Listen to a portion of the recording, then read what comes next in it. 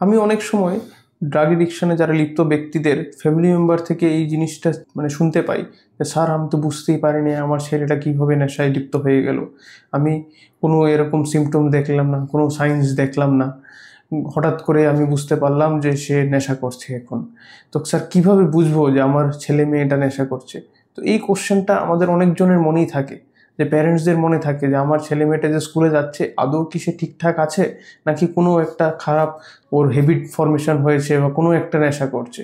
তো এই কোশ্চেনটা নিয়ে আজকে আমাদের আলোচনা।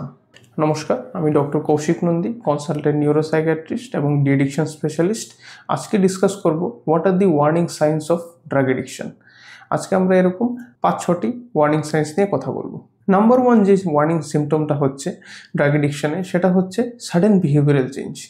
এবং তার মধ্যে সবচেয়ে ইম্পর্টেন্ট পয়েন্ট হচ্ছে দি চাইল্ড স্টার্টস লাইং। যদি কোনো ছেলে মেয়ে নেশায় লিপ্ত হয়, প্রথম শুরু হবে তার মিথ্যে কথা বলে। সে তো আর প্রথম দিন এসে বাবা মাকে বলবে না যে বাবা বা মা আমি এই নেশাটা করছি। অবশ্যই সে মিথ্যে কথা দিয়ে শুরু করবে। তো আপনি দেখতে পাবেন যে ছোটোখাটো জিনিসে সে মিথ্যে কথা বলছে। আগে সেরকম একটা হ্যাবিট ছিল না। তো একটা সিক্রেটিভ হয়ে যাওয়া, কিছু শেয়ার না করা, লুকিয়ে রাখা, যে আমার রুমে কেন ঢুকছো, আমার ব্যাগ কেন দেখছো, আমার পকেট কেন দেখছো, বা এরকম কিছু কিছু জিনিস ওর মধ্যে চলে আসতে পারে। তাছাড়া একটা জিনিস হতে পারে ওর মুড সুইংস, সাডেনলি ওর অ্যাঙ্গার আউটবাস্ট হতে পারে। আগে খুব নম্র ভদ্র একটা ওর বিহেভিয়ার ছিল, এখন ছোটোখাটো জিনিসে ও উগ্র হয়ে যাচ্ছে, ও খুবই রেবেলিয়াস নেচার হচ্ছে, ওর একটা ভায়োলেন্ট টেন্ডেন্সিও চলে আসছে। বা মুড সুইংসের কারণে কখনো কান্না করছে, কখনো ওর খুব মুড সুইংস হচ্ছে, তো সেরকমটাও হতে পারে ড্রাগ এডিকশনের জন্য। সেকেন্ড ওয়ার্নিং সিমটমটা হচ্ছে ওর এপিয়ারেন্সে চেঞ্জ আসবে। যখন কোনো একজন ব্যক্তি নেশা করছে তার একটা এপিয়ারেন্স চেঞ্জ হবে। ওর আর নিট অ্যান্ড ক্লিন ওর এপিয়ারেন্স থাকবে না। শার্ট প্যান্ট ওগুলো আর ওর ড্রাগ এডিকশনের কারণে এগুলো আর ওর প্রাধান্য নয়। এখন ওর মেইন প্রাধান্য হচ্ছে নেশা। তো তার কারণে ওর এপিয়ারেন্সে একটা প্রবলেম চলে আসবে। বডি এপিয়ারেন্স থেকে শুরু করে ওর ক্লোদিং সব কিছুতে একটা ড্রাস্টিক চেঞ্জ আসতে পারে। ওর চোখগুলো লাল হতে পারে, ওর রানিং নোজ হতে পারে, বা ওর একটা শিভারিং একটা হতে পারে, ওর একটা ওয়েট লসও হতে পারে। এরকম একটা এপিয়ারেন্স চেঞ্জও চলে আসে ওর মধ্যে। থার্ড ওয়ার্নিং সিমটম হচ্ছে আপনার ঘর থেকে ছোটোখাটো জিনিস মিসিং হচ্ছে বা টাকা হারিয়ে যাচ্ছে। তো প্রথম যখন কেউ ব্যক্তি নেশা করে ছোট বয়সে, ওর তো আর আর্নিং নেই, ওর টাকাটা আসবে কোথা থেকে? প্রথম না হয় ওর বন্ধু বান্ধবরা কিছুদিন ওকে নেশার জিনিসটা কিনে দিল বা এনে দিল, কিন্তু পরবর্তীকালে তো ওর নিজের ওটা করতে হবে। তখন কি হবে? আপনার বাড়ি থেকে ধরুন 100-200 টাকা হারিয়ে যাচ্ছে, 500 টাকা 2000 টাকা হারিয়ে যাচ্ছে, এরকম শুরু হতে পারে। পরবর্তীকালে ধরেন একটা ফোন, পুরনো একটা ফোন ছিল, সেটা হারিয়ে গেল, সেটা পাওয়া যাচ্ছে না। এরকমভাবে ছোটোখাটো জিনিস হারিয়ে যাওয়া শুরু হয়। তো সেটা অনেক সময় আমরা ইগনোর করে দিই। তো ওই ইগনোর করাটাই কিন্তু আমাদের পরবর্তীকালে একটা বড় ধরনের সমস্যার সৃষ্টি হয়, আমরা যদি জিনিসটাকে ছোট থাকতে না ধরতে পারি। তো এরকম যদি আপনাদের ফ্যামিলিতে সাডেনলি এরকম একটা সিচুয়েশন সৃষ্টি হয়, আপনারা সবসময় সতর্ক থাকবেন যে মেবি কোনো ব্যক্তি এগুলোকে নিয়ে বিক্রি করে, বা কোনো একটা অল্টেরিয়র মোটিভ আছে, বা কোনো একটা নেশায় লিপ্ত আছে। আমি বলছি না যে সবসময় সেটা হবে, কিন্তু আপনাদের সতর্ক হয়ে যাওয়া প্রয়োজন। Fourth warning symptom of drug addiction হচ্ছে তার ফ্রেন্ড সার্কেল সাডেনলি চেঞ্জ হয়ে যাওয়া।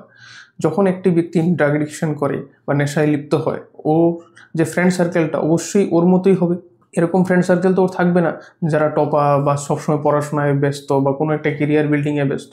ওর ফ্রেন্ড সার্কেলটা হবে ওই ব্যক্তিরা যারা কোনো একটা নেশায় লিপ্ত আছে। তো ওই নেশায় লিপ্ত ব্যক্তিদের সাথে যখন ও মেলামেশা করছে, তো তখন আপনাদের সন্দেহ করতে হবে, না আমার ছেলে বা মেয়েটি কিন্তু মেবি কোনো একটা নেশায় বা কোনো একটা বাজে হ্যাবিট ওর মধ্যে ডেভেলপ করছে। তো একটা সাডেন শিফট অফ ফ্রেন্ড সার্কেলও একটা ওয়ার্নিং সিমটম। তাছাড়া কি হবে? ও ব্যক্তিটির একটা রুটিন চেঞ্জও চলে আসে। এরকম আগে ঘরে চলে আসতো 7টা-8টার মধ্যে, এখনও 10টা 11টা 12টা 1টা-2টো বাজাচ্ছে, দেরি করে ঘরে ফিরছে। তো অবশ্যই দেরি করে ঘরে ফেরার তো কিছু একটা কারণ থাকবে। তো সেই কারণটা অনেক সময় কিন্তু একটা এডিকশান বা কোনো একটা এরকম ব্যাড হ্যাবিট ক্রিয়েট হওয়া।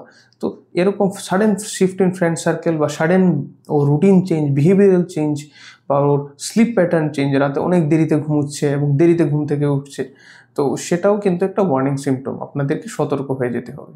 ফিফথ ওয়ার্নিং সিমটমটা হচ্ছে sudden deterioration in school performance বা ওয়ার্ক পারফরমেন্স।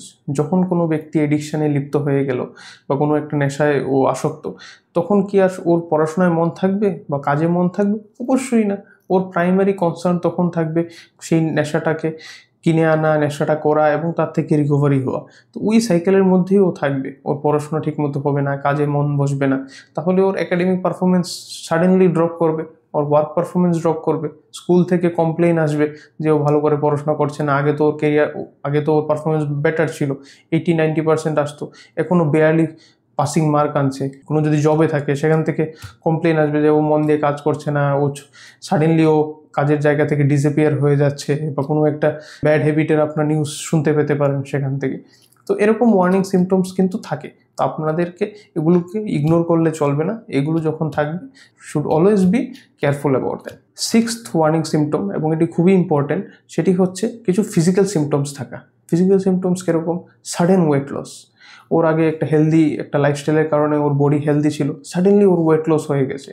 বা আপনি দেখতে পাচ্ছেন ওর রানিং নোজ হচ্ছে, নাক দিয়ে জল পড়ছে, বা চোখগুলো লাল থাকছে, ওর একদম একটা আনকেম্পড এপিয়ারেন্স, খুব একটা হ্যাপাজার্ড এক্সস্টেড লুক থাকছে ওর। বা আপনারা দেখতে পাবেন ওর হাতে কিছু নিডল মার্কস, বা দেখতে পাবেন কোথাও কোথাও সিগারেট বার্নস বা কিছু একটা এরকম, বা এরকম টাইপের স্মেল ওর বডি থেকে আসছে, যেটা একটা আননোয়িং স্মেল। আপনারা এরকম স্মেল কখনো মানে পাননি, একটা অন্যরকম একটা স্মেল। তো এরকম টাইপের যদি ফিজিক্যাল সিমটমস বা ফিজিক্যাল ওয়ার্নিং সাইন্স আপনারা দেখেন, আপনারা অবশ্যই এগুলোকে ইগনোর না করে তৎক্ষণাৎ অ্যাকশন নেবেন, ওকে বসাবেন, ওভারটলি প্রেশারাইজ না করে ওর সাথে কথা বলুন, ওর সাথে ফ্রেন্ডলি একটা বিহেভিয়ারের মাধ্যমে বের করে আনার চেষ্টা করুন কি কি নেশা করছে, বা কিছু কি ব্যাড হ্যাবিট ওর মধ্যে ক্রিয়েট হয়েছে কিনা, এবং তার মাধ্যমে ওকে একটা প্রফেশনাল হেল্পের কাছে নিয়ে যাওয়া। আজকাল আমাদের অনেক এরকম টেস্ট আছে, যার মাধ্যমে যদি আপনারা চান যে কি কি নেশা করছে বা কোনো নেশার সাথে লিপ্ত কিনা, সেটাও আমরা বের করতে পারি। তো আপনাদের এই ওয়ার্নিং সিমটমসগুলো জানা থাকা অবশ্যই প্রয়োজন, যাতে আমরা ভবিষ্যৎ প্রজন্মকে ড্রাগ এডিকশনের মতো একটা ভয়াবহ মহামারী থেকে বাঁচাতে পারি। এই ভিডিওর মাধ্যমে আমার মেসেজ এইটুকুই, যে আপনারা সতর্ক থাকুন এবং আপনাদের পরিবার পরিজনকে রক্ষা করুন। আমি চাই এই ভিডিওটিকে আপনারা শেয়ার করার মাধ্যমে যাতে অন্য ব্যক্তিরাও এই ইনফরমেশনটা পায়, এই অ্যাওয়ারনেসটা পায়, এবং তারাও এই অ্যাকশানগুলো নিতে পারে।